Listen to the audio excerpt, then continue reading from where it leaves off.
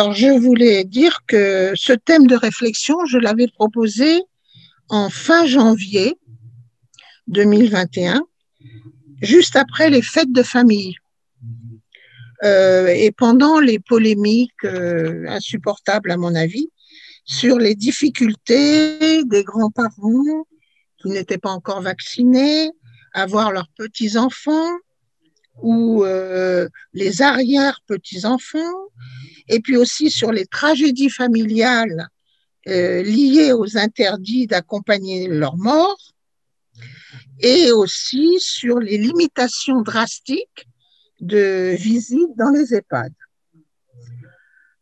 Et ce thème de réflexion, donc je l'ai proposé à ce moment-là, parce qu'effectivement, il y avait des polémiques difficiles à suivre et qui m'énervaient d'ailleurs.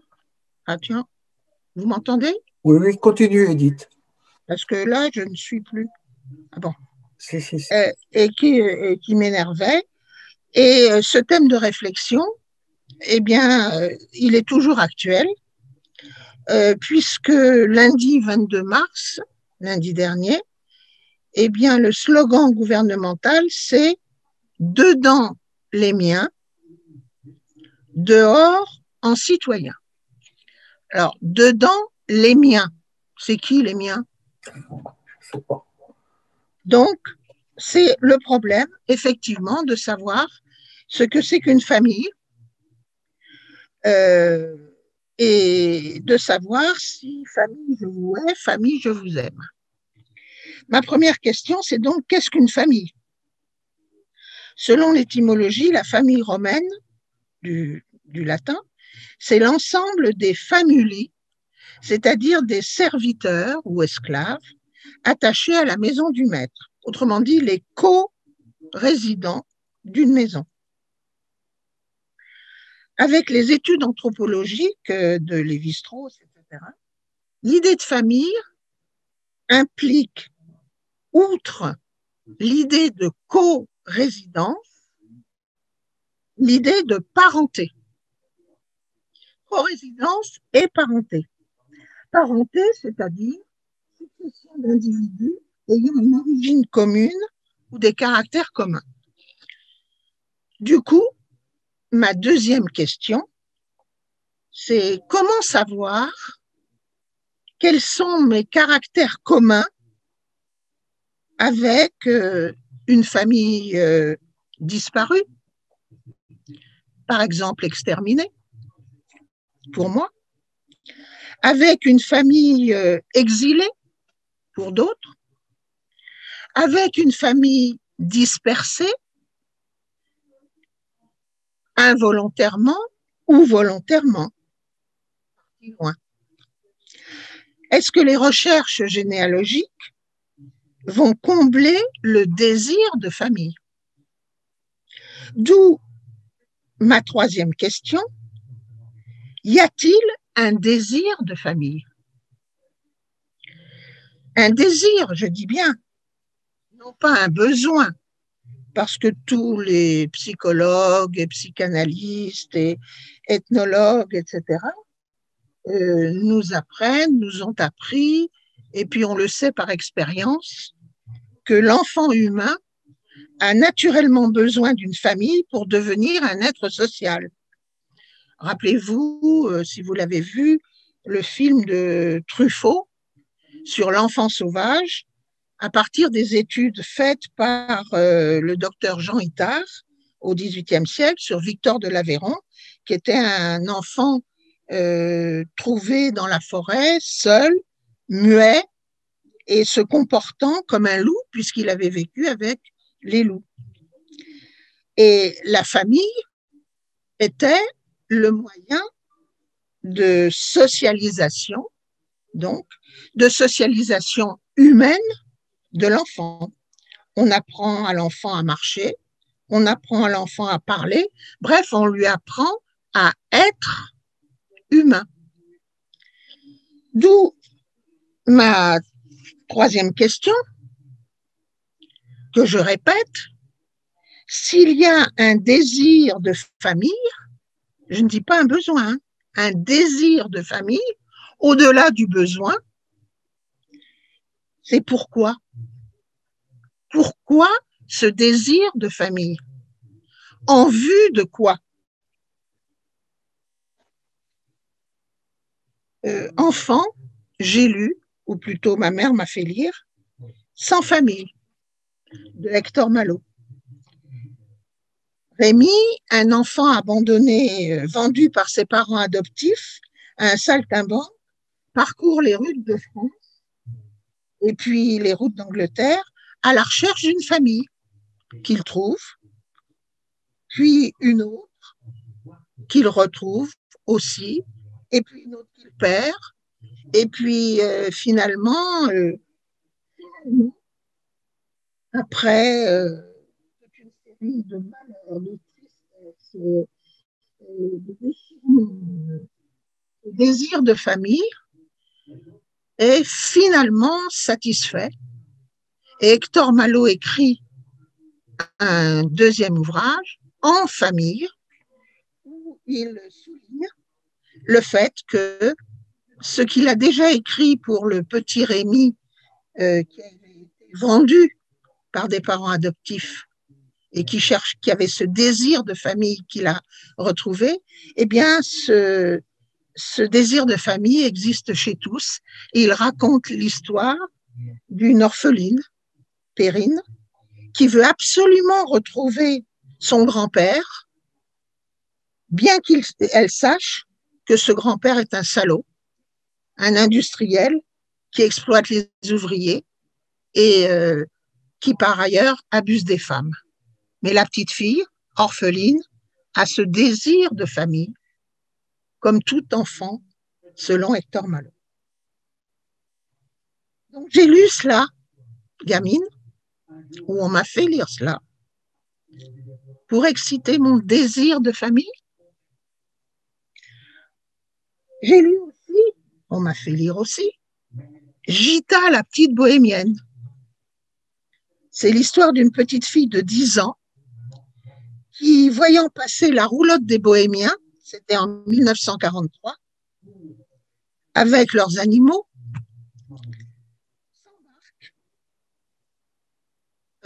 éboustouflée par cette famille d'acrobates, de danseurs, de clowns et d'animaux, et qui s'y trouve très heureuse.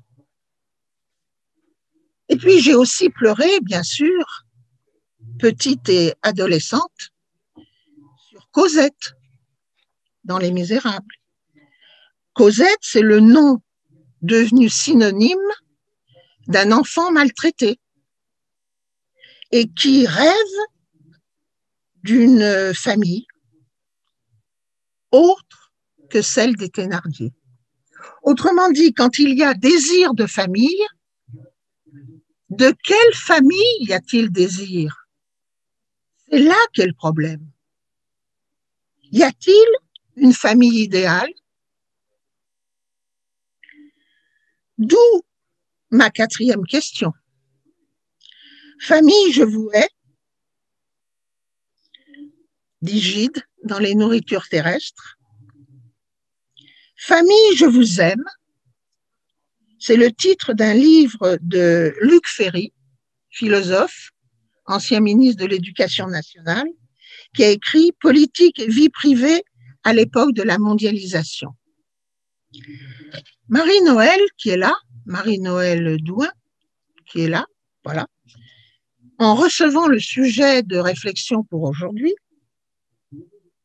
m'a écrit que cette opposition entre famille, je vous hais, et famille, je vous aime, relève peut-être de l'idée qu'il y a en nous deux forces agissantes, contradictoires, dans notre être intérieur. Mais que finalement, l'amour et la haine sont peut-être les deux faces d'une même énergie vitale qui vise une unité fraternelle avec les autres membres de l'espèce humaine, et peut-être même avec les autres membres des vivants. En ayant lu un bouquin qu'elle cite, de Pierre Gevaert, Alerte aux vivants et à ceux qui veulent le rester. Donc la question, effectivement, est celle-ci. Haïr ou aimer la famille? Mais laquelle? Et en vue de quoi? Quand Gide écrit « Famille, je vous hais », il ajoute « Foyer clos, porte refermée, possession jalouse du bonheur ». Il hait la famille autoritaire qui impose des normes et ne se soucie pas des sensations, des sentiments et des désirs de l'enfant en construction d'adulte. Et a fortiori, la famille qui considère qu'il y a des adolescents, même des adultes, anormaux, les homosexuels à l'époque, quand il l'écrit. Ce point de vue a été aussi développé sous un autre aspect par Engels, dans l'origine de la famille, de la propriété privée et de l'État. Engels a écrit 1 an après la mort de Marx, en s'appuyant sur les notes qui avaient été prises par Marx, qui avait étudié lu les études anthropologiques de Morgan et de Bachofen sur les sociétés archaïques, et qui explique que la famille, c'est une cellule de production qui défend l'ordre social dans lequel elle se trouve, la famille, et jusqu'à présent, l'ordre social où règne l'exploitation des hommes, d'une part, et l'oppression des femmes, d'autre part. Que donc, l'idée de la famille bourgeoise, dit Engels, c'est une idée qui peut être mise en question à la condition qu'effectivement, le système social dans lequel cette idée se développe devienne un autre système, autre que celui de l'exploitation de l'homme et de l'oppression de la femme.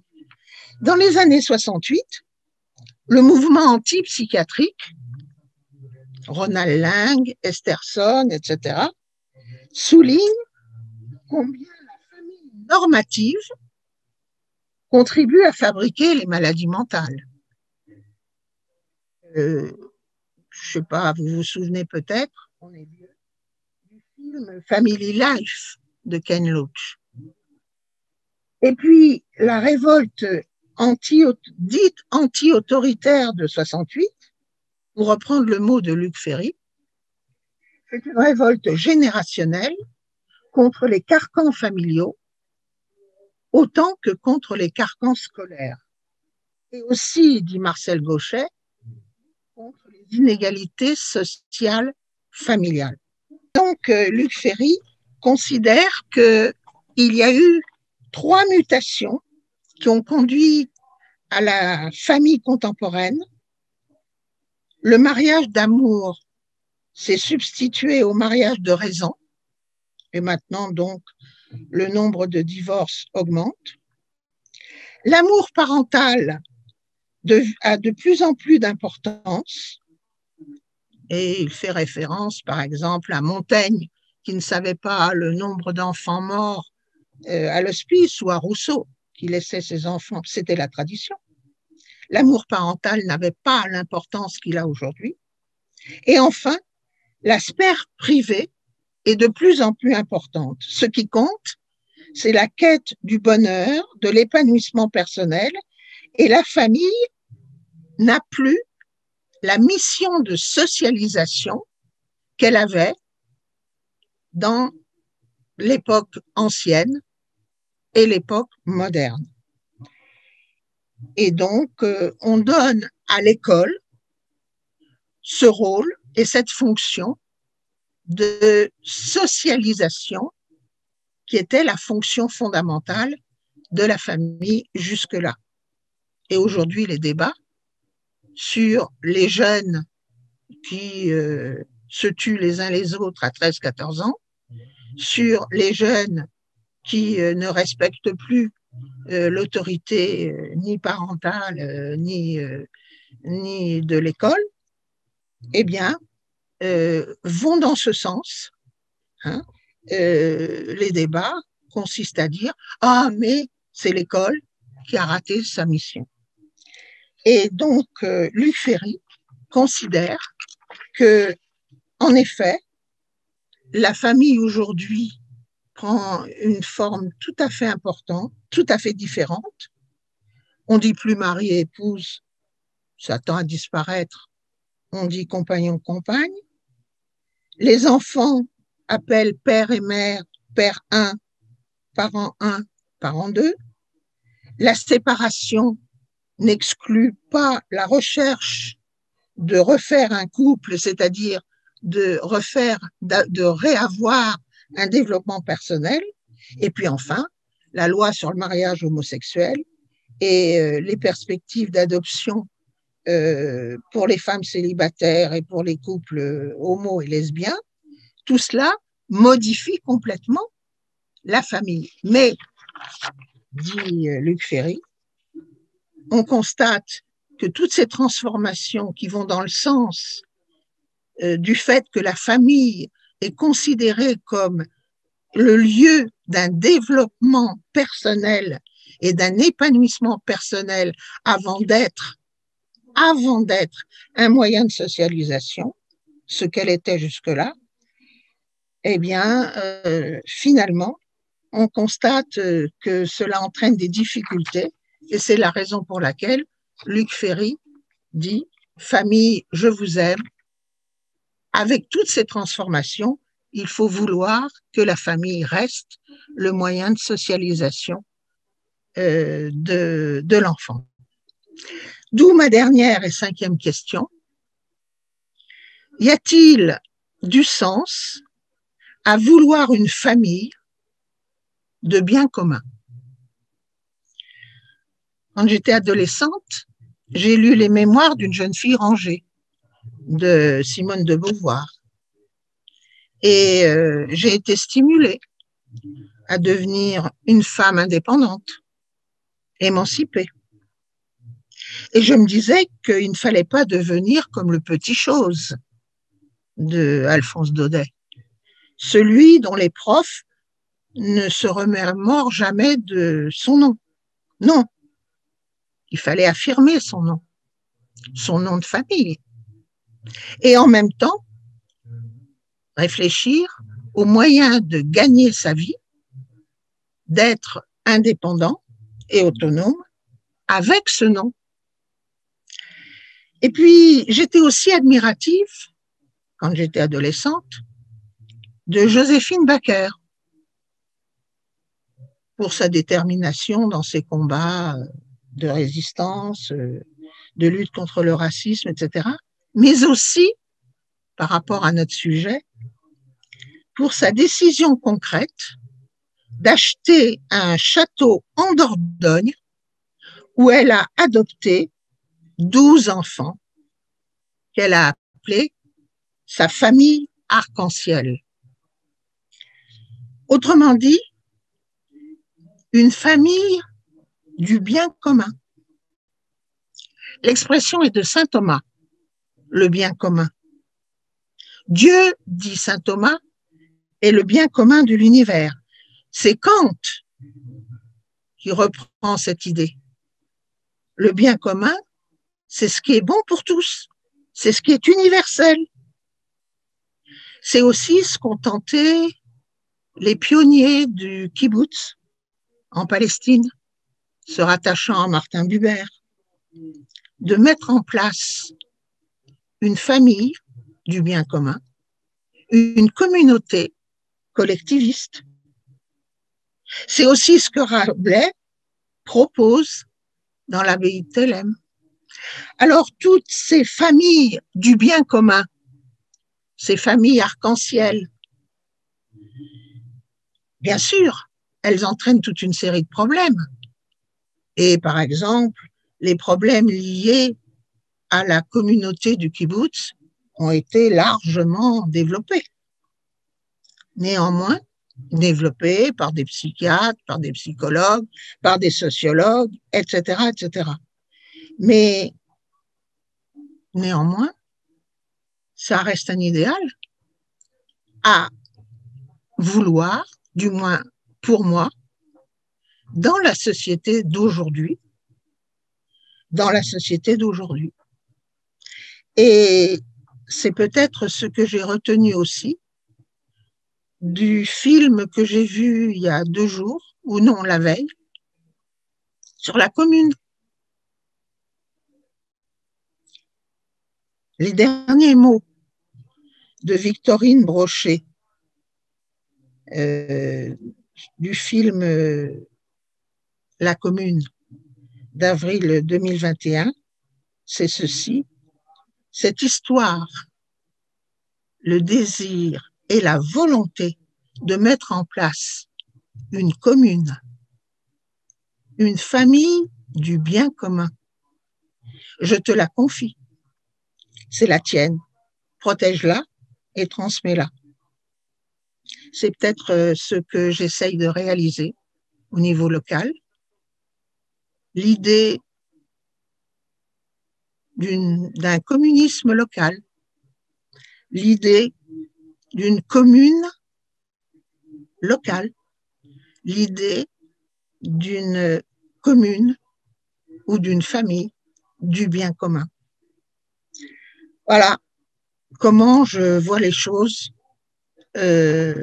pour sortir de cette contradiction entre famille, je vous hais et famille, je vous aime. Voilà. La première question que je me pose, on entend souvent cette expression, le sens de la famille. Alors, je voudrais qu'on m'explique qu'est-ce que c'est que le sens de la famille. Comment est-ce qu'on a le sens ou on n'a pas le sens de la famille. Et puis, la deuxième réflexion qui me revient en écoutant l'introduction d'Edith, c'est que les familles, plus ou moins, structuraient les enfants. Est-ce que les familles structurent encore les enfants? Est-ce que, je pense par exemple à des familles, je pense au film La vie est un long fleuve tranquille, appelez-vous les Duquesnois. Hein, il n'y avait pas un qui dépassait, hein, ils étaient tous élevés de la même façon. Hein. C'est une formule un peu différente. Je pense qu'aujourd'hui, dans une famille, il y a bien sûr, il y a ceux qui se sentent enfermés et qui ne peuvent pas rester dans cette famille. Puis je crois que heureux celui qui a eu une vraie famille, parce qu'en fait, c'est pas le fait de tout le monde. Voilà, je rends la parole pour l'instant. Bon, je vais juste dire deux, trois mots. Bon, Edith a cité quelques films sur la famille. Moi, il y en a un qui m'avait marqué, c'était La Strada, avec Anthony Quinn et une Italienne, où effectivement la famille avait vendu sa fille à l'artiste de passage.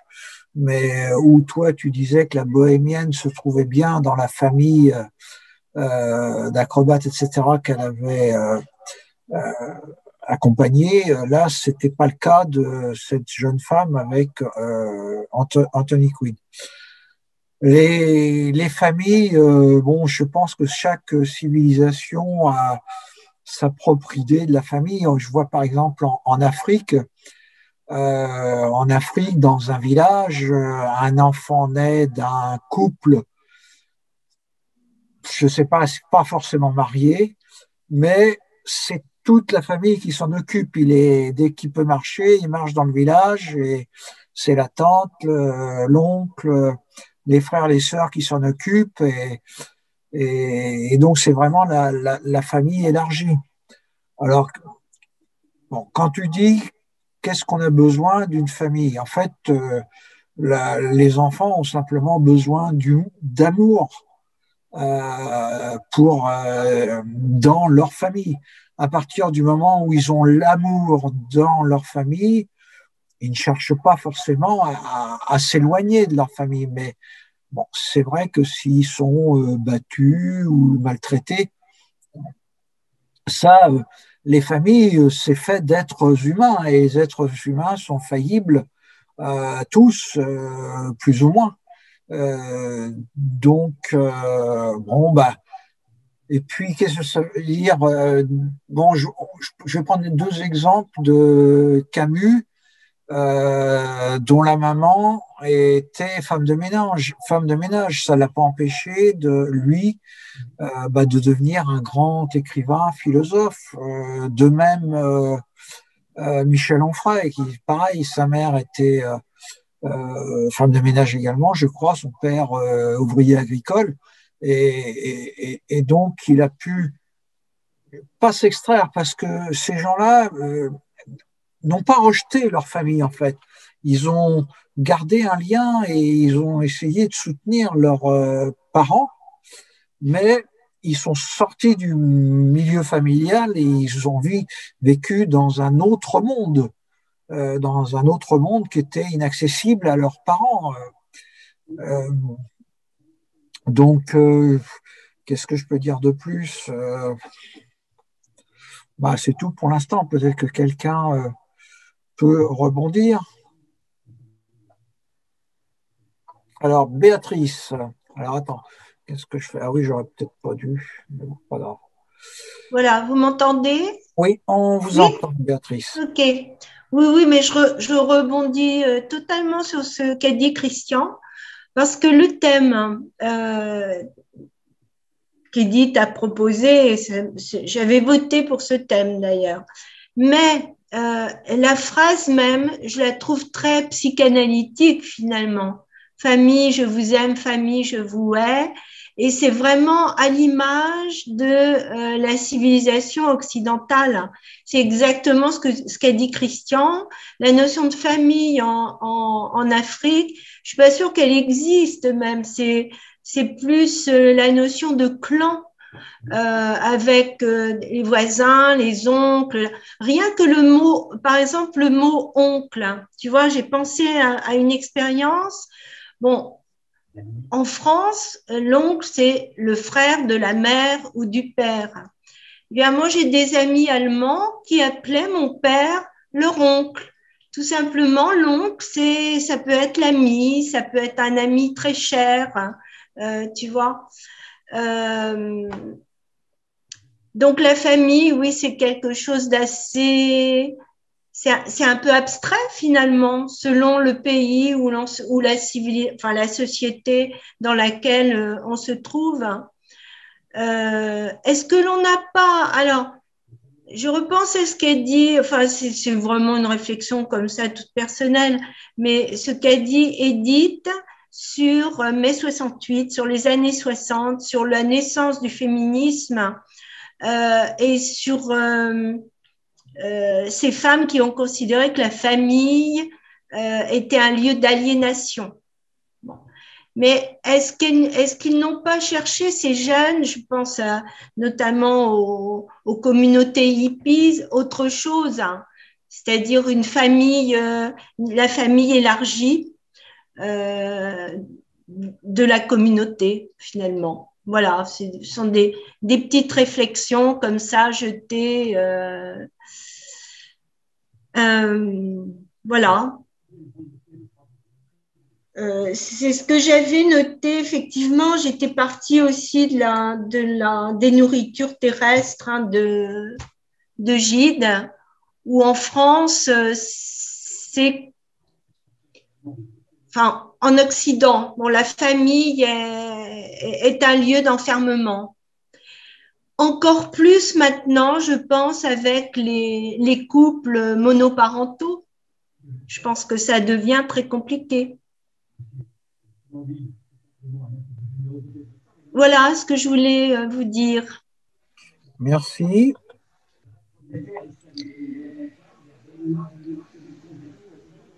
Quelqu'un d'autre? Olof. Oui, quand j'ai vu le thème, d'ailleurs j'étais présent dans ce qu'on a choisi aussi, je me suis demandé qu'est-ce qu'il y a dans ce thème, dans ce sujet, et je ne l'ai toujours pas compris. On a parlé de la famille, on a défini la famille, et chacun a sa définition. Il y a quelques définitions qui sont générales. Dans la notion famille, il y a un sens de responsabilité, dans les deux sens. On est responsable pour sa progéniture, on est responsable pour ses parents. Pas toujours, ça dépend des circonstances. Et dans toute la discussion, tout dépend des circonstances. Chaque cas est différent. Je pourrais raconter des histoires sur ma famille, du côté de mon père et du côté de ma mère. Je peux raconter des histoires de la famille de mon épouse. D'ailleurs, j'écris quelques livres là-dessus pour grand profit des petits-enfants qui n'ont pas de racines. Mais ça, c'est ma famille. Ce n'est pas une question de la famille je te hais ou je t'aime. C'est ma situation à moi et chacun a la sienne.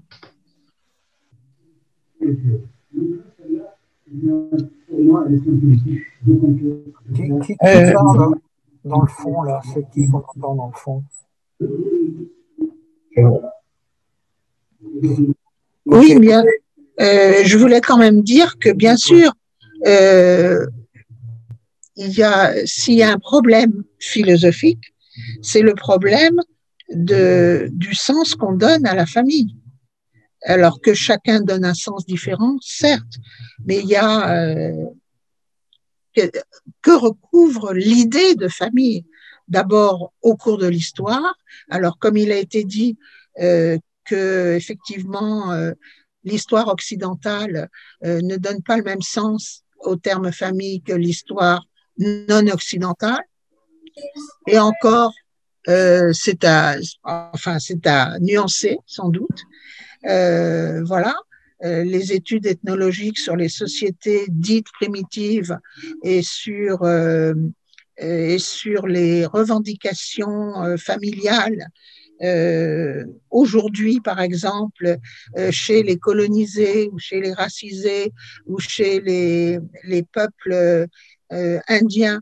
Est-ce que ce sont des revendications qui n'ont rien à voir avec les revendications des opprimés et des exploités d'Occident, du point de vue familial?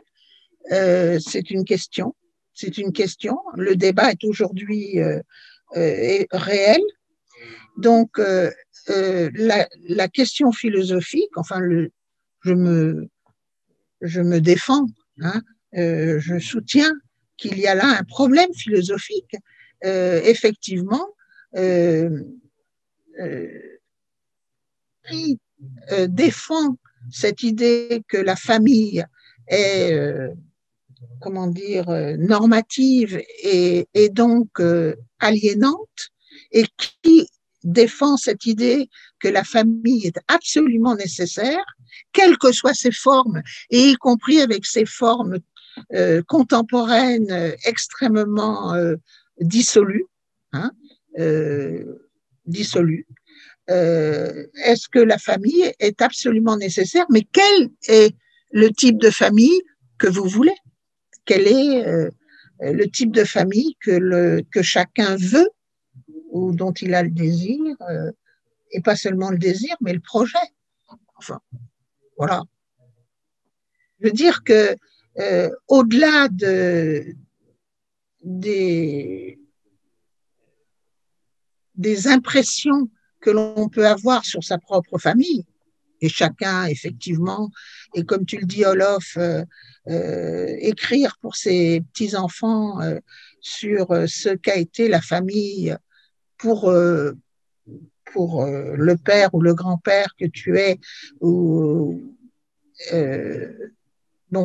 c'est important, mais justement, ça participe de cette réflexion sur ce que c'est qu'une famille, ce qu'elle a été, ce qu'elle est devenue aujourd'hui et ce qu'elle pourrait être demain. Les petits-enfants veulent-ils encore des familles comme la famille bourgeoise, la famille normative, ou la famille occidentale, ou la famille laquelle? C'est une question. Enfin, moi, je trouve que c'est une question. C'est une bonne question. Qui souhaite d'autres intervenir? Olof, vas-y. Reprendre. Donc, on n'a pas toujours le choix. On est dans une famille ou sans une famille. Si on est né dans une famille, il y a une question de responsabilité dans les deux sens, responsabilité morale, parfois juridique. Si on n'a pas de famille, où en trouve-t-on? Dans la rue? Question des enfants, des petits-enfants, des réfugiés. Le problème se pose pour eux, mais pour chacun. Donc, on a du mal à généraliser. Il n'y a pas de problème général. Il y a des situations types, et je peux en citer, de ma propre famille, de mes propres familles, mais pour chacun, il y a une situation particulière. Quand on a des problèmes de la société, il y a des services sociaux qui ont pour objet d'essayer de résoudre ce genre de problème, mais qui sont obligés de les catégoriser. Voilà, on est déjà dans un problème social, biologique, peut-être philosophique. Donc, ceci pour un peu alimenter la discussion, à chacun d'apporter sa propre vision ou sa propre part du gâteau.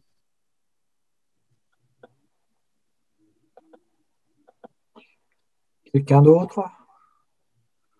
Sinon, je voulais... Guy, d'accord. J'interviens d'abord. D'accord, j'en ai pas pour longtemps. Oui. Tout à l'heure, Edith, tu as parlé de besoin et de désir. Bon, moi, je pense que l'être humain, en général, a besoin d'une famille. Pour exemple, bon, je suis allé en Roumanie à la fin en 89, hein, après la révolution de Noël 89, en janvier 90, et j'ai eu l'occasion de visiter des orphelinats où, bon, moi, j'ai pas vu ce qu'on a vu à la télévision, mais on voyait à la télévision des enfants qui étaient dans des lits et qui n'avaient pas de famille et qui étaient parqués, en fait, comme des bêtes dans une pièce, dans un lit, et on venait juste pour leur donner à manger, pour les nourrir, et c'est tout, mais sans aucune affection, sans aucune attention de la part de quelqu'un. Donc je pense que l'être humain, à sa naissance, a besoin d'affection. Qui peut lui donner au départ, si ce n'est sa famille, sa maman, son papa aussi. Le bébé a autant besoin de l'affection, de l'amour de son papa que de sa maman. Pourquoi aujourd'hui on voit beaucoup d'enfants qui sont adoptés, qui, à un certain moment de leur vie, bon, il y a des parents, enfin la majorité des parents le disent aux enfants qu'ils ont été adoptés.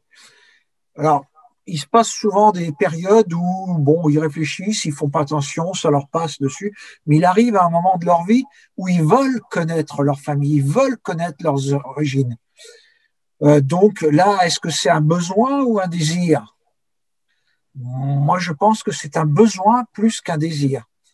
De connaître ses origines, connaître sa famille. Merci. Je te passe la parole, Guy. Attends, je me coupe. Vas-y.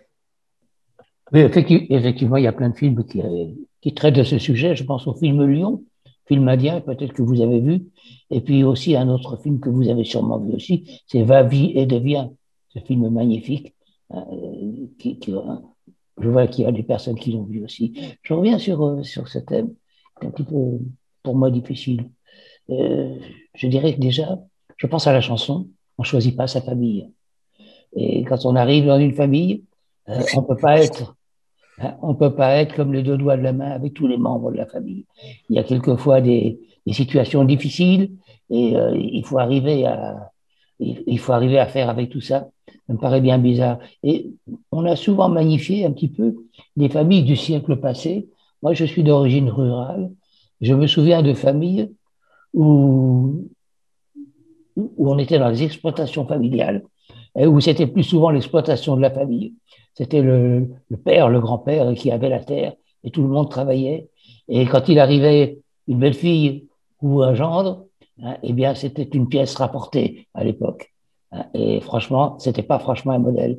Où je vois encore des modèles de famille, puisque j'ai une part de ma famille qui est d'origine terrienne, et une autre part de famille qui est d'origine d'Afrique du Nord, et donc d'Algérie, de Tunisie. Et là, je vois quand même un sentiment de la famille différent. Les familles quand même beaucoup plus unies.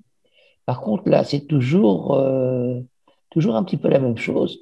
J'ai vu arriver une jeune femme récemment dans cette famille, qui est aussi ma famille.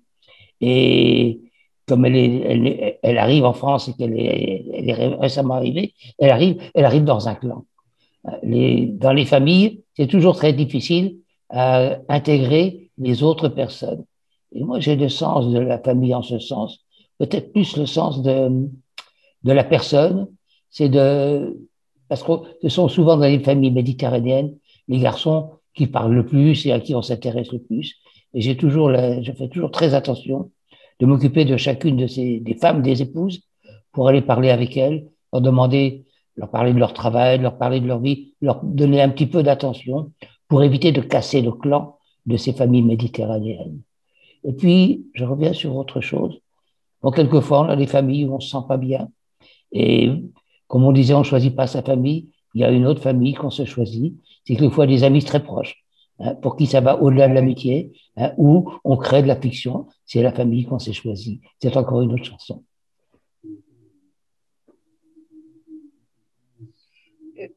Britt?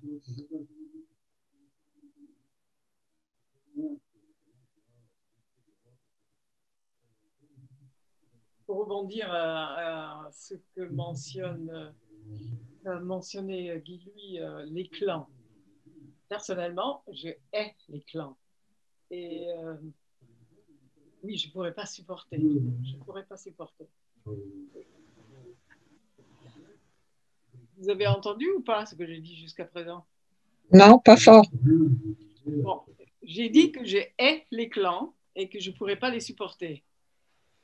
Alors, ça, c'est effectivement une structure familiale qui m'est complètement étrangère. Non seulement qu'elle m'est étrangère, mais elle est aussi insupportable, hein, en quelque sorte. Je préfère effectivement le modèle occidental de la famille nucléaire restreinte. Maintenant, évidemment, elle aussi, elle a des défauts puisqu'il y avait le modèle patriarcal. Oui, et je comprends très bien les féministes qui se sont révoltées contre la famille patriarcale où les femmes n'avaient pas beaucoup droit au chapitre et surtout qu'elles étaient dépendantes. Bon. Donc finalement, je dois dire que j'ai étudié tout ça en anthropologie, j'ai étudié les familles africaines et d'ailleurs, j'ai pas trouvé mon bonheur non plus, hein, parce que, bon, en Afrique, c'est plus... l'autorité est effectivement présente, mais elle est plus éparpillée, disons. Elle est du côté des hommes, des oncles en même temps que des pères, etc., etc. Mais il y a une certaine autorité de la femme, tout simplement par sa présence et parce qu'elle doit toujours, en Afrique et ailleurs, dans ces pays-là, qui un peu la faim, ben, elle doit survenir à la nourriture et donc s'occuper des enfants, ce qui semble quand même le lien maternel, il est toujours plus fort que le lien paternel.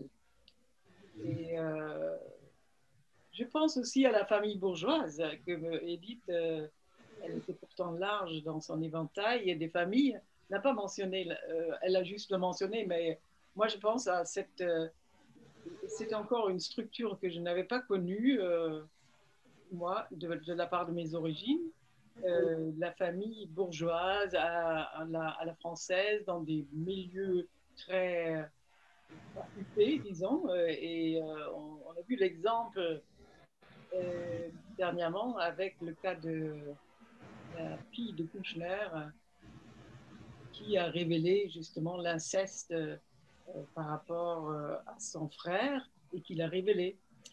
Et donc, ça avait l'air d'être des familles dorées, mais avec plein de tabous, plein de tabous. Et justement, ces hypocrisies dans des familles élargies, ça me serait insupportable. Et je compare ça au clan. Il y a autant d'interdits dans les clans et de choses insupportables. C'est-à-dire, en fait, je me sens bien dans la famille nucléaire.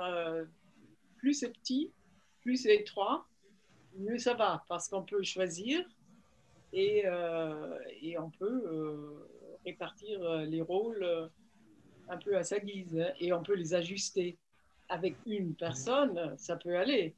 Mais si vous êtes tout un tas de personnes avec qui il faut partager je ne sais pas comment on appelle ça, mais les règles, ça devient compliqué. C'est pour ça que quand Edith parle à la fin d'une communauté entre personnes qui ont à peu près les mêmes idées, mais pas les mêmes caractères, hein, parce que finalement, les idées ne suffisent pas. Hein, les caractères sont quand même déterminants aussi. On n'a pas vu beaucoup d'exemples où ça réussit vraiment. Parce que je me rappelle même l'exemple des communauté comme ça qui a été fondée par une grand-mère d'un certain âge qui a bien roulé sa bosse, une féministe qui s'est entourée que de féministes. Bah, ça n'a pas beaucoup fait parler, elles n'ont pas fait parler d'elles beaucoup en tant que modèle. Hein. Franchement, il y a des clivages partout, à nouveau. Les kibbutz, je ne connais pas assez.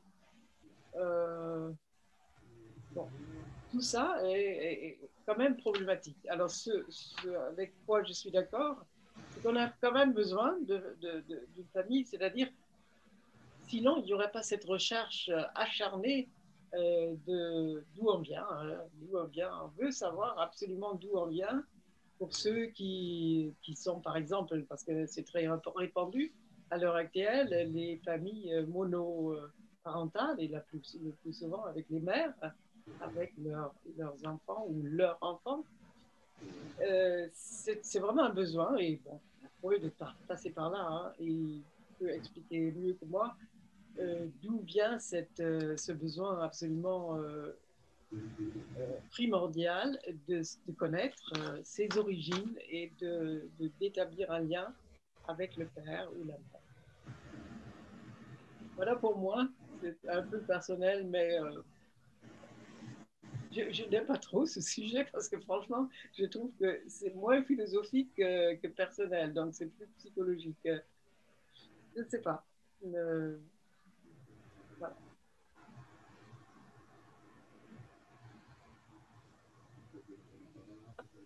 Qui veut reprendre la parole? Enfin, j'ai pu me faire aider pour accéder voilà. à la discussion. Grâce à mon fils, parce que c'est la première fois que je Zoom, je suis vraiment désolée. Je crois, je ne sais pas si vous me voyez maintenant. Si, on vous aperçoit. Voilà, en tout cas, merci pour tout ce que vous avez dit jusqu'à maintenant, et c'est très intéressant. Moi, je voulais juste donner un peu de témoignage, bon, pas spécialement personnel, mais familial, puisque je suis issue disons, actuellement, j'arrive à un âge où j'ai connu deux cultures, la culture un peu méditerranéenne et la culture un peu française. Et je ne sais pas laquelle qui est la mieux parce que chacune a ses avantages et ses inconvénients. Moi, j'ai eu deux exemples d'adoption dans ma famille. Par exemple, j'ai un fils adoptif qui prend Edith et Jean-Paul comme des grands-parents, alors qu'on n'est pas du tout biologique, il n'y a aucune relation biologique. Et l'idée que je me dis, c'est que la famille qu'on aime, c'est celle qu'on se crée dans son cœur, et que c'est pas le nombre c'est la qualité de la relation qu'on a dans la famille. Et j'ai connu ma famille où on était 11 enfants, bien sûr on se chamaillait, on se détestait, on s'adorait, et tout ça. Mais ça a des avantages aussi parce que il y a des caractères différents, on a des affinités avec les uns, avec les autres. Enfin, il y a des avantages à avoir cette famille nombreuse, mais en même temps, j'ai connu aussi la solitude, le fait d'être, par exemple, à deux seulement ou après, etc., qui est des fois un peu restrictif, mais qui a l'avantage aussi d'une certaine liberté. Parce que quand on est dans une grande famille, il faut respecter le règlement de tout ce monde-là. Voilà, donc je me dis, après, c'est chacun qui choisit un peu le modèle familial qui l'arrange. Moi, je me retrouve bien dans les deux, mais avec les avantages et les inconvénients des deux côtés. Mais je pense que c'est plus la famille du cœur qu'on se crée qui est la plus importante dans le vécu enfin, à titre personnel, je trouve que c'est celle-là la plus importante. Et mon fils, par exemple, il appelle tata, tonton, mes amis, parce que pour lui, c'est un enfant adoptif qui a toujours cherché à avoir des relations avec les autres et se créer sa famille parce qu'il a ce besoin d'aller, est-ce que c'est inné des enfants adoptés pour aller chercher, aller vers les autres, ou est-ce que c'est ce caractère particulier de cet enfant? Mais je vous dis, Edith connaît bien mon fils et vraiment, je trouve que mon fils il s'équilibre très bien avec cette famille qui se crée dans sa tête. Voilà, donc je sais pas, c'est juste un témoignage, quoi. Très bien, merci beaucoup. Je vous en prie. Qui souhaite? Moi, Vas-y, alors. oui, finalement, d'après ce que j'ai entendu, aussi bien de Khadija maintenant que de Guy Louis tout à l'heure, que de Brit à un moment donné, c'est que la famille de cœur, d'autres, je ne sais plus, peut-être toi, Christian, ou Béatrice, je ne me souviens plus, vous avez parlé d'amour, hein, et que c'est ça qui fait la famille. Donc la famille de cœur, c'est finalement ce dont on a le désir. Mais quand Christian, tu te posais la question, mais quelle est la différence entre besoin et désir?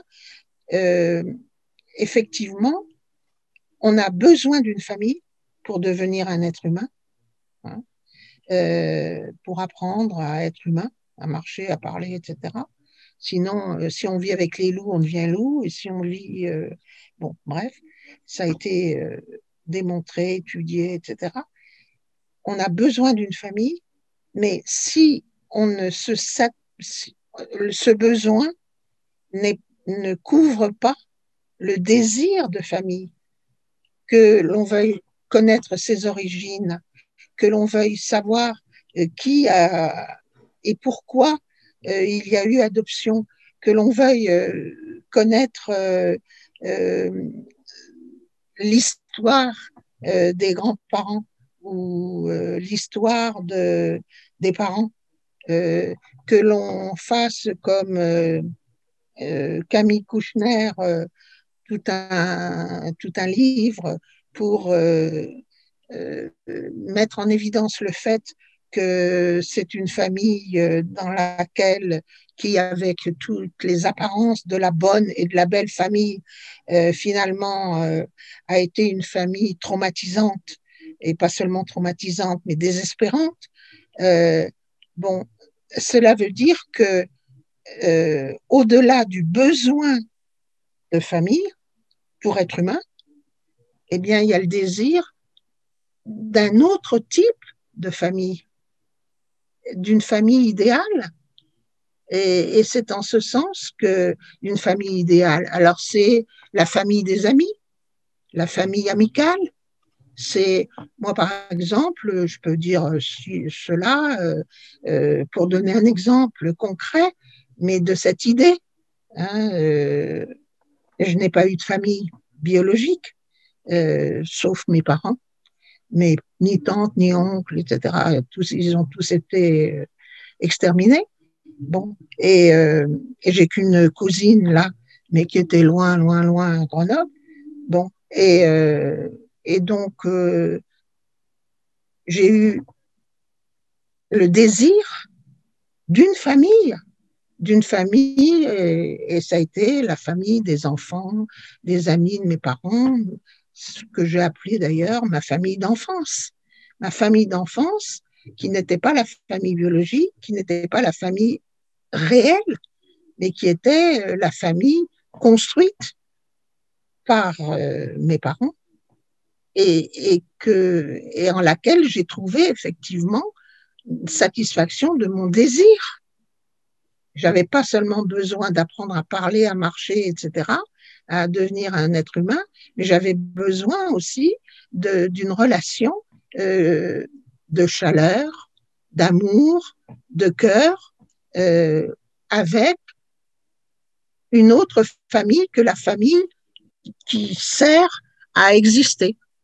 Et donc, c'est pour ça que j'ai posé la question de la différence entre besoin de famille et désir de famille. Et c'est pour ça que j'ai posé la question de, mais c'est quoi une famille idéale? Et vous avez un peu répondu, les uns après les autres. Ce que aussi j'ai essayé de développer, c'est la famille de cœur. Mais il faut avoir ce projet, hein, ça se fait pas comme ça. La famille de cœur, il faut la construire. Il faut la vouloir, on la désire, mais il faut la vouloir. Et bon, voilà, c'est pour ça que il y a des gens qui ont essayé.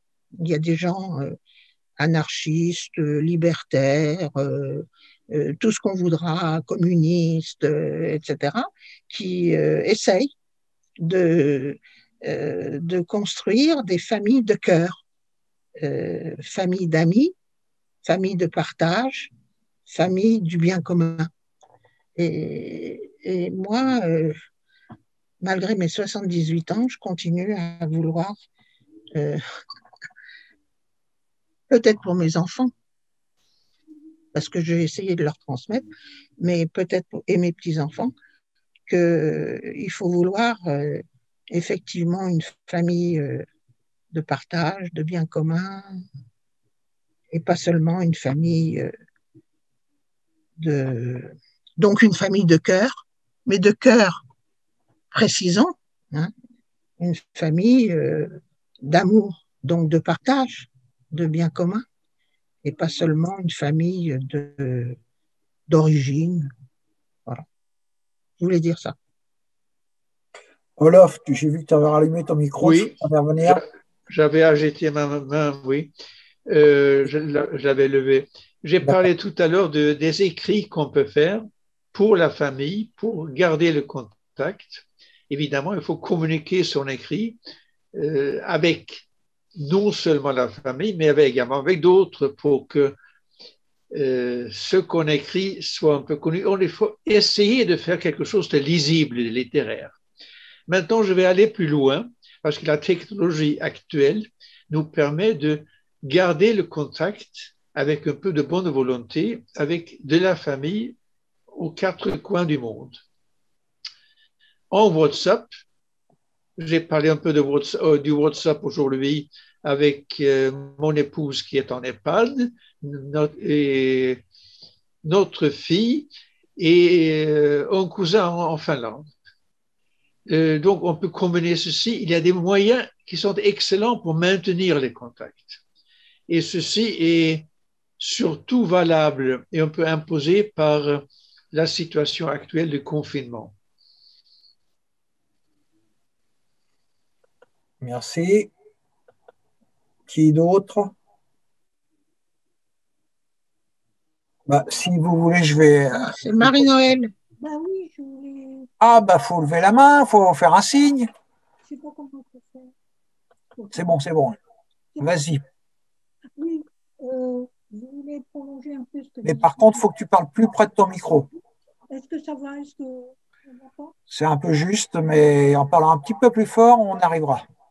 Bon, je voulais continuer sur ce que disait Edith à propos de le besoin de famille qui s'élargit finalement sur un besoin de famille de cœur. Donc là, je vois une ouverture de l'être un peu plus, sortir de notre famille culturelle, si on peut dire, qui a été structurée par un père, une mère, bon, normalement de deux sexes différents, mais aujourd'hui, mais justement, c'est peut-être ça qui crée des problèmes aujourd'hui, c'est qu'on n'a plus cette sensibilité de différence, mais complémentaire de deux êtres, donc masculin, féminin. Et donc, en élargissant cette famille de cœur, il y a aussi, si on continue à s'ouvrir de plus en plus à un désir qui vise l'unité fraternelle. Donc, l'amour, c'est le cœur et ça va encore beaucoup plus loin. Ça peut s'étendre justement à l'environnement, c'est peut-être pour ça qu'on parle de plus en plus d'écologie, à l'environnement, et puis on s'aperçoit que cette unité complémentaire, ces différences, etc., c'est quelque chose d'extraordinaire qui nous amène à voir beaucoup plus loin. Voilà, je me pose des questions à ce niveau-là, quelque chose qui vous ouvre et qui ne vous enferme pas, et qui vous ouvre sur quelque chose de plus grand, et qui nous unit à un tout beaucoup plus grand. Voilà, ça reste ouvert. Très bien, merci. Qui d'autre? Je crois que Guy-Louis, tu avais... Oui, c'est un sujet un petit peu délicat parce qu'on a tous des histoires de famille. Des histoires joyeuses, des histoires plus difficiles. Donc, on est un petit peu sur les œufs pour rentrer dans ce sujet. Donc, on essaie de l'aborder d'une façon un petit peu extérieure, ce qui n'est pas toujours très facile. Et je pense que je fais partie, enfin, moi, j'ai trois branches dans ma famille. Hein, trois branches qui sont pas écartées, hein, mais qui sont trois branches d'origine différente. Et je me suis attaché plutôt à transmettre. Donc, j'ai fait et j'ai transmis à une partie de ma famille une histoire, l'histoire de la famille, avec un arbre généalogique, avec l'histoire de ceux que je connais depuis, ça remonte environ vers Napoléon, pour ceux qui sont d'origine terrienne française, puisque nous ne sommes pas tous d'origine terrienne française. Et puis, il y a d'autres documents que j'ai transmis, parce qu'il y a toujours des personnes qui veulent connaître l'histoire de la famille. Et j'ai une nièce qui a trois garçons et qui voulait que ces garçons connaissent l'histoire de leur famille. Et elle a récupéré tous les documents de la famille, dont les étoiles jaunes ont été portées. Et tous ces documents ont été transmis. Je crois qu'il est utile quand même que certains éléments d'une famille ne se perdent pas. Il y a toujours des personnes dans une famille qui veulent connaître l'histoire de leur famille. Et je pense que c'est un rôle, c'est peut-être un rôle qu'on doit jouer. Je sais qu'Edith est très, comment dirais-je, très en phase avec cette idée de transmettre dans la famille. Je crois que c'est très important. Merci. Si quelqu'un... Sinon, je vais intervenir moi-même. Allez, je vais me mettre quand même. Oui, sur plusieurs...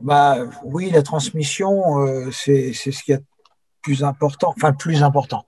C'est très important pour beaucoup de gens. Moi, je disais il n'y a pas longtemps à quelqu'un que, en fait...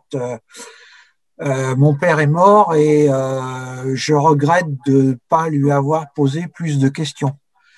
Mais bon, maintenant, c'est trop tard. Mais bon, moi, c'est pareil, j'avais récupéré un tas de documents de cousines, comme mon père était roumain, c'était pas évident, mais l'histoire de l'origine de mes grands-parents, enfin de ma grand-mère plus exactement, puisque mon grand-père aussi. Enfin bon, c'est compliqué aussi, moi. Mais avec Brit, lors d'un voyage en Tchécoslovaquie, on avait été à Brno. Je savais que un membre de ma famille était passé par Brno et on avait été à la mairie qui nous avait renvoyé vers un autre organisme poser des questions. Malheureusement, ils n'ont pas trouvé, mais ils nous ont répondu 3 semaines après pour nous dire on a bien fait des recherches, mais malheureusement, on n'a pas trouvé. Mais moi aussi, j'avais un besoin de savoir mon père venait ou mes grands-parents, etc., etc. Par contre, du côté de ma mère, puisqu'on en est aux confidences, c'est une famille nombreuse. Ma mère avait 2 sœurs et un frère. Et donc, les 3 sœurs ont eu chacune 4 à 5 enfants. Donc, moi, chez moi, on était 5. Je suis l'aîné de 5. Et donc, j'ai 4 et 4, une dizaine de cousins. Et tous ceux qui sont vivants, en fait, tous les ans, on fait une cousinade et on se retrouve au mois d'août, entre Rennes et Nantes, en fait, chez un de nos cousins qui a un grand terrain, une grande maison, qui peut tous nous accueillir. Et pour moi, c'est vraiment une joie de ce dernier week-end d'août de retrouver tous mes cousins et cousines, frères et sœurs également. Bon, la joie n'est pas la même pour tout le monde, mais on fait semblant de bien s'entendre. En tout cas, tout le monde vient à chaque fois. Enfin, ceux qui viennent pas, c'est parce qu'ils peuvent pas, mais c'est vraiment pour moi un plaisir de retrouver la famille. Alors, puisqu'on est une histoire de famille, je vous dis famille nombreuse, effectivement, notre génération, beaucoup de familles comme Karima, je crois, est issue d'une famille nombreuse. J'ai moi-même dans mes cousins une famille où ils étaient 11 ou 12, je crois, enfants. Et j'adorais cette famille. Quand j'y allais les voir l'été, c'était formidable de voir toute cette table-là, 12, 13 personnes à table, plus moi quand j'arrivais. Enfin, moi, je trouvais ça, j'avais des ressentiments positifs, etc. Donc, il y a 2 ou 3 générations, c'était des familles très nombreuses. Notre génération, nos parents, c'était 4 ou 5. Les générations, là, les quarantenaires, trentenaires, les quarantenaires, cinquantenaires, ils sont à 2, 3 enfants. Aujourd'hui, ceux qui ont 20, 25 ans, ils ont un enfant. Ils veulent pas en avoir 2. Et aujourd'hui, malheureusement, je connais des jeunes qui disent je ne veux pas faire d'enfants. Alors, quel est leur argument? C'est le changement climatique. Dans quel monde je vais imposer à mes enfants de vivre, donc je préfère ne pas faire d'enfants plutôt que de leur imposer de vivre dans les catastrophes, dans l'effondrement, etc., etc.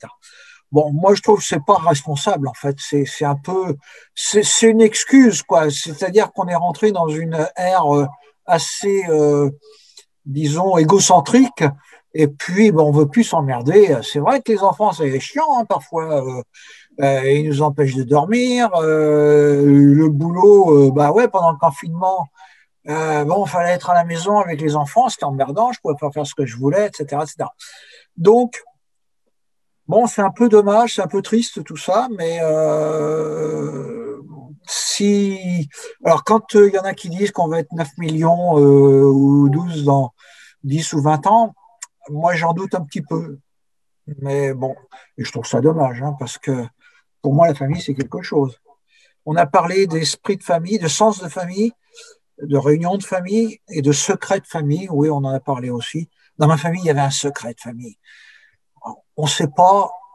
Ma grand-mère, on pense, c'est le bruit qui court encore d'ailleurs, dans les gens de ma génération, qu'elle aurait été, donc mon arrière-grand-mère travaillait chez des bourgeois et le bourgeois aurait en mise enceinte mon arrière-grand-mère et d'où ma grand-mère serait née. Mais ça a été caché tout le temps, ça, dans la famille. Et on ne sait pas, c'est bizarre parce que, bon, ben, on se pose souvent la question. Bon, ça changera rien à notre vie, en fait. Mais parfois, on y pense dans les réunions de famille, justement, dans les réunions de famille, de temps en temps, la conversation vient sur le sujet. Donc, famille, famille, famille. Merci. Oui, Edith. Moi, je voudrais rebondir sur, effectivement, maintenant, tout le monde, comment dire, reproche, enfin, à la jeunesse, d'être individualiste, égocentré, et donc nous reproche ou fait que nous reprochons d'avoir mis au monde des enfants et des petits-enfants qui sont beaucoup plus individualistes que nous l'étions, beaucoup plus égocentrés, etc. Et je pense, donc en ce sens, je vais dans ton sens, c'est que si les enfants ou petits-enfants d'aujourd'hui, si les jeunes d'aujourd'hui, de 20 et 30 ans, refusent, enfin, se disent qu'ils ne feront pas d'enfants à cause du changement climatique, à cause de... C'est aussi, et par individualisme, par recherche du développement personnel qu'on leur a sans doute transmis aussi, du bonheur personnel qui se construit tout seul et indépendamment des autres.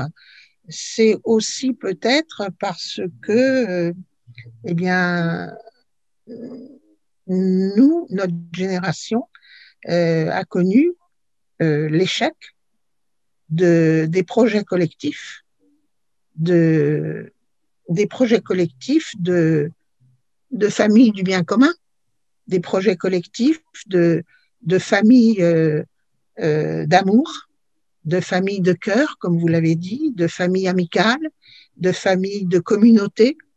Et il n'y a pas seulement l'individualisme, l'égocentrisme et la peur de la catastrophe ou de l'effondrement climatique. Il y a peut-être aussi le fait que les utopies réelles de famille, d'amour, de partage, ces utopies, à leurs yeux, n'existent plus et n'existeront jamais. Et ça, c'est un échec enfin, moi, je le vis comme un échec, bien que j'essaye de continuer à vouloir le réaliser. Mais il y a, voilà, c'est pas seulement par, il me semble que c'est pas seulement par difficulté à, comment dire, à assumer leurs responsabilités, c'est par difficulté à se projeter dans un autre monde que le monde dans lequel finalement ils sont et où il n'y a pas de projet collectif, de famille, d'amour. Ok. Quelqu'un d'autre?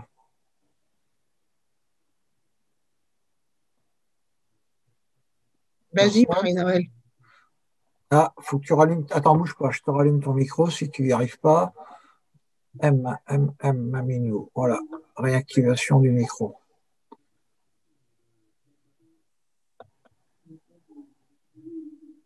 Comme ça? Ah, c'est bon. Ah, c'est bon, d'accord. Oui, pour revenir à ce que tu as dit, pas de projet, mais si, on a des projets. Simplement, il faut peut-être trouver un autre regard sur la vie. Et justement, je me pose la question si la crise que nous vivons aujourd'hui, la Covid-19 n'est pas une invitation à, Peut-être. à avoir un autre regard sur la vie. Parce que toute notre vie, c'est-à-dire notre existence plutôt, c'est se poser des questions existentielles. Qu'est-ce que la vie? Qu'est-ce que je fais sur Terre? Pourquoi l'altérité? On parle sans arrêt de l'altérité, mais l'altérité, elle n'est pas que seulement entre les êtres humains.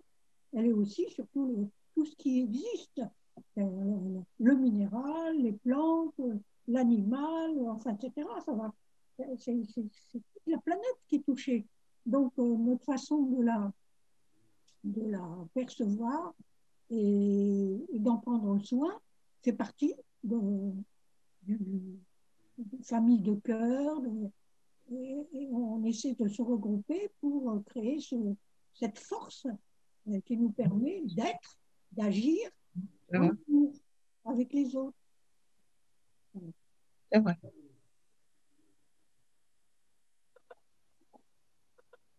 D'autres? Oui, je voulais dire aussi que cette phase vous m'entendez? Oui, on vous entend. Oui. Oui. Je voulais juste dire que cette phase de crise sanitaire, je pense, à mon avis, va donner une réflexion sur la relation qu'on a avec les gens qu'on aime, dans quel type de famille, enfin, du cœur ou biologique. Et moi, personnellement, je me dis, j'aurais dû peut-être, avant cette crise, voir ma famille plus souvent. Il y a d'autres qui diront peut-être pas la même chose, mais peut-être que, non, c'est pas que la famille, c'est aussi les amis, c'est aussi les gens qu'on aime en général. Mais je pense que c'est un arrêt qui va peut-être nous permettre de mieux démarrer et de partir sur d'autres façons de voir la relation entre les êtres humains, en famille ou amis. Parce que cette crise sanitaire, en tout cas, moi, bon, à mon âge, et je crois que tous ceux qui sont sur Terre maintenant n'ont jamais connu de tel. Même la guerre mondiale, les guerres mondiales n'ont pas été aussi dures sur le plan relationnel. Voilà. Donc, je pense qu'on arrive à une phase où le fait d'être privé de voir les gens par cette crise sanitaire devrait nous faire réfléchir sur comment mieux repartir avec le relationnel dès que ce sera possible. Voilà. Précisons que Khadija est médecin. Et médecin anesthésiste. Oui, je suis en plein dans le Covid là.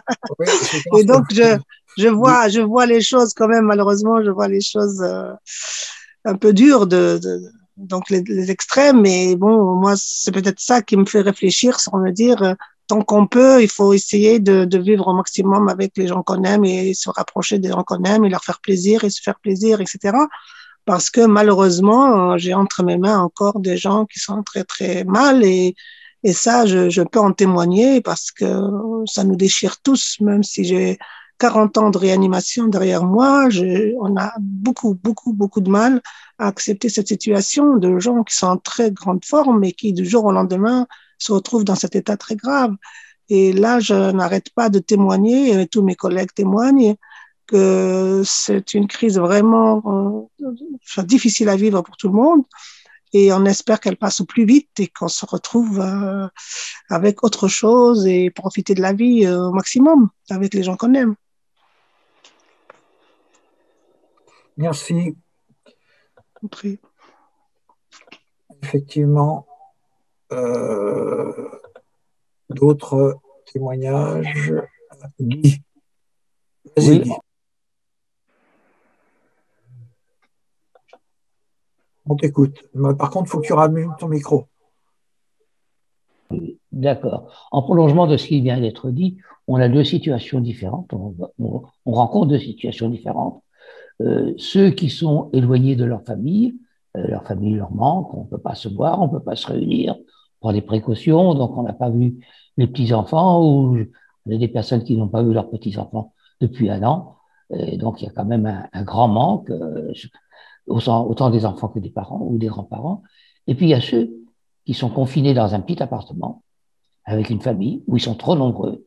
Et là, la situation est conflictuelle, plus conflictuelle qu'elle n'a jamais été, parce que tous les uns sur les autres, ça a créé également de gros problèmes.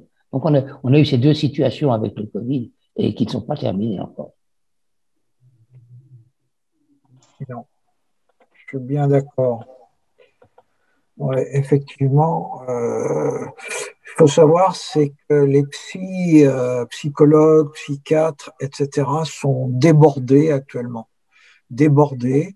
Et il y en a qui disent qu'effectivement, le fait que les familles soient trop concentrées dans un endroit restreint, effectivement, ça pose des problèmes psychiques et philosophiques et psychiques aux enfants. Voilà. Ce qu'il faut savoir aussi, c'est que dans le temps, justement, on n'avait pas tous ces écrans derrière lesquels aujourd'hui beaucoup se réfugient en fait derrière leurs écrans. Euh, Nous, à l'époque, on était dans la rue, hein, on était dehors. Bon, moi, j'habitais à la campagne, j'étais toujours dehors, mais même à Paris, quand on revoit des photos du début du XXe siècle ou même des années 50-60, on voit beaucoup de gens dans les rues, beaucoup d'enfants qui jouent dans les rues, dans les parcs, etc. Malheureusement, aujourd'hui, on voit très peu d'enfants sans les parents. Donc, ils sont bloqués derrière, dans leur chambre, derrière leur ordinateur. Bon, ça c'est une évolution. Alors c'est un progrès, mais un progrès dans un sens. Mais comme dirait Bernard Stiegler, c'est un pharmacon quoi. Et dans pharmacon, il y a con. Bon, enfin, j'insisterai pas trop là-dessus. Oui, je voulais juste dire, Olaf, j'arrive. Je voulais juste dire aussi que dans les familles, souvent, ça a été le cas pour moi. Il y a un il y a une personne qui crée le lien dans la famille. J'avais un oncle qui était célibataire, frère jumeau de ma mère, et à chaque fois qu'il y avait une réunion de famille, donc il participait à toutes les réunions de famille, c'était une joie pour tous les enfants, de retrouver cet oncle qui qui racontait des histoires, enfin que tout le monde adorait en fait, et quand il a disparu, on se voyait beaucoup moins. On se voyait beaucoup moins. C'est pareil avec mes frères et sœurs. Quand mes parents, enfin ma mère, surtout qui est décédée la dernière, a disparu, je voyais pratiquement. Enfin, avant, je les voyais une fois tous les 3 mois. Maintenant, je les vois une fois par an à la réunion de la grande réunion de famille. Donc, il y a des personnes qui créent le lien dans la famille. Ça, c'est important. Olof. Oui, simple question.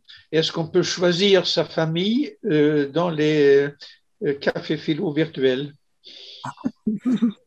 Oui, parce que tu n'es pas obligé de te connecter, hein. Donc, si tu es ici, c'est que tu as choisi de te connecter. Donc, tu as choisi la famille de Edith, la famille élargie d'Edith et Gunther qui n'est pas là. Mais voilà. Donc, on a la possibilité, effectivement. Et d'en rejoindre d'autres, d'ailleurs. Ouais. Et dans le liberté, égalité, fraternité, fraternité, ça veut dire c'est la famille, hein, en général. Un frère, c'est un membre de la famille. Donc, fraternité, c'est la famille élargie qu'on voudrait bien. Mais bon. Allez, qui Guy, vas-y. Juste une petite remarque là-dessus. Effectivement, on a abordé cette notion de famille parents-enfants assez restreinte, et puis famille plus ou moins élargie. Et dans cette famille restreinte, on parle souvent du clou de la famille. Donc, c'est la maman qui est le clou de la famille.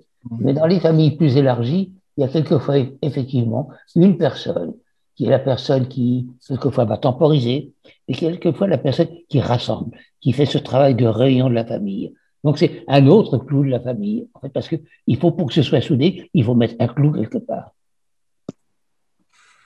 Ouais, c'est tout à fait ça. C'était le clou de ma famille, c'était Gérald, le tonton Gérald. C'est quelqu'un qui aimait bien boire, honnêtement, mais je ne l'ai jamais vu ivre. Il levait le coude, mais il rigolait bien. Mais j'ai eu la chance, bon, Britt pourra confirmer, d'avoir une famille dans laquelle tout le monde s'entend pratiquement bien. Bon, on discute plus, avec certains qu'avec d'autres. On a plus d'affinité avec les uns que les autres.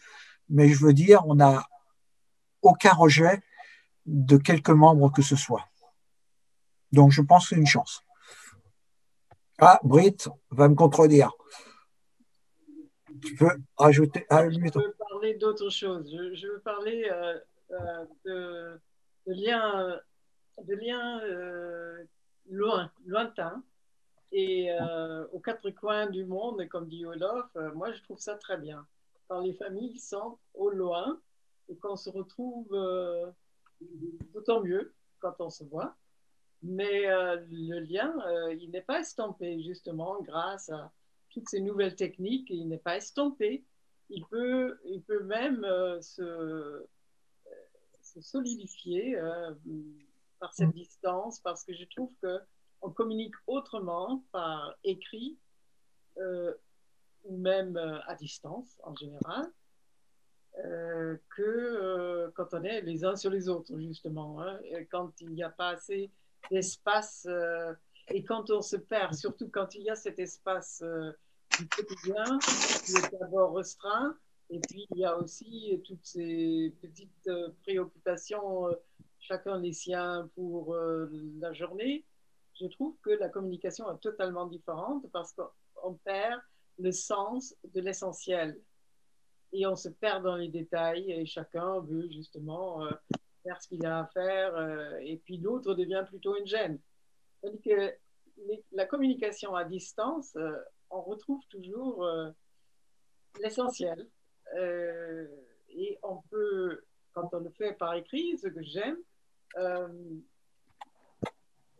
davantage par les mots, réfléchir sur ce qu'on veut dire, ce qu'on a vécu, et on le met à distance en même temps. Moi, je trouve ça bien. Je me trouve très bien avec ma fille qui est à l'autre bout du monde, et c'est comme si elle était là quand même, parce que quand on se retrouve, il n'y a pas d'étrangeté.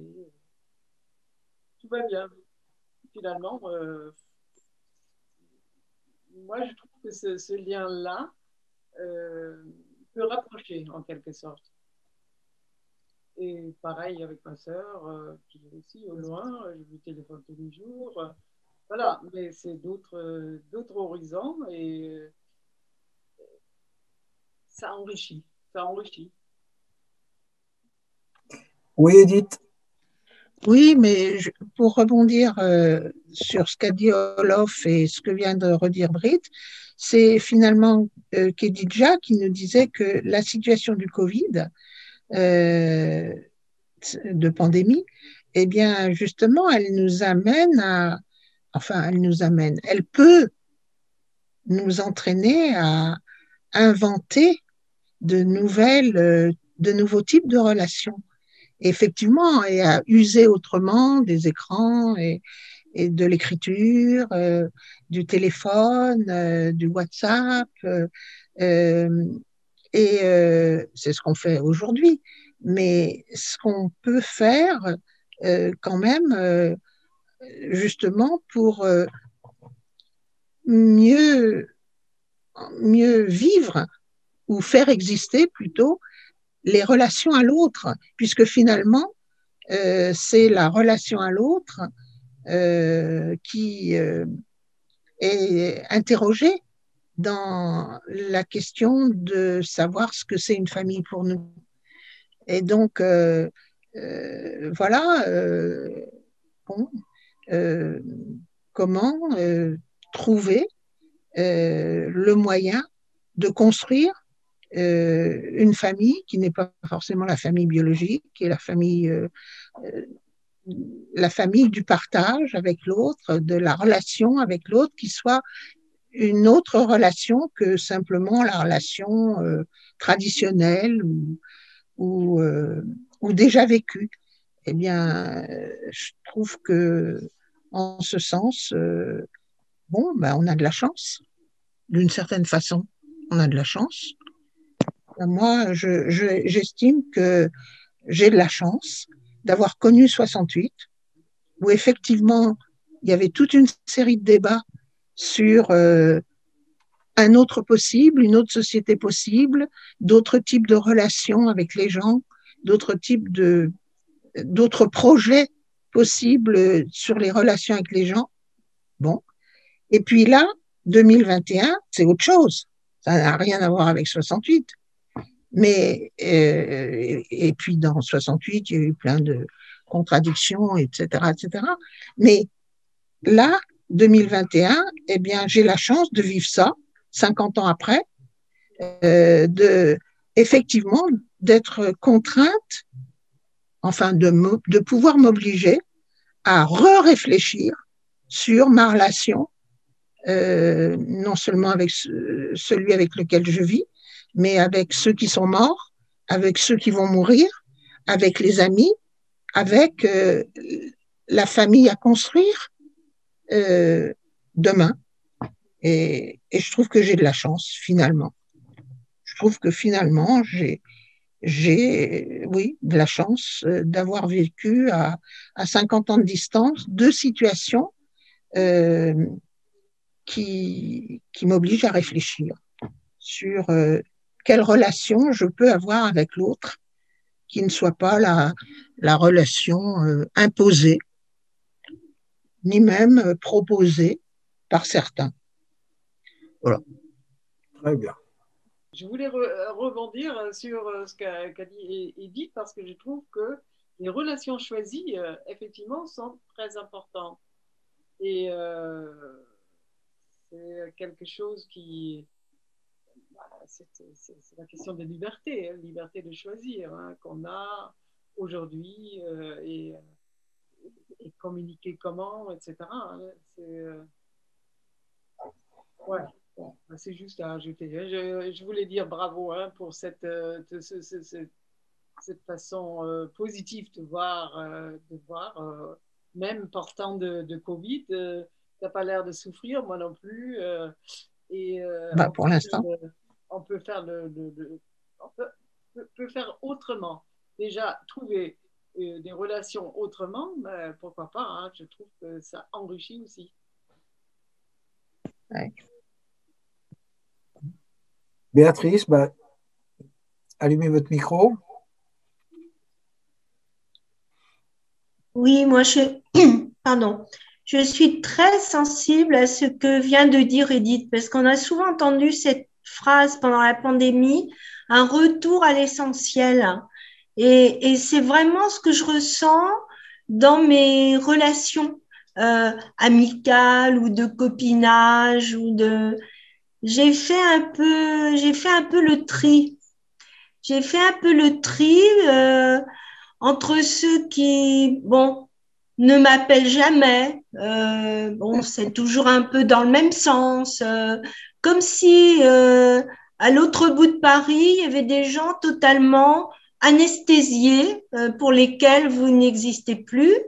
Et puis, il y a les autres, ceux qui ont montré beaucoup de générosité, de gentillesse, qui ont fait un signe si petit soit-il. Hein. J'ai ressenti quelque chose comme ça. Les relations qui ne sont finalement que des mondanités. Je me dis, bon, comment ça peut vivre après? À mon avis, ça ne vivra plus. Et j'ai beaucoup aimé l'intervention d'Edith à ce sujet. Oui, là, j'ai l'impression d'aller vraiment vers une famille choisie après cette crise. Je ne sais pas s'il y a d'autres témoignages dans ce sens, mais c'est véritablement ce que je ressens.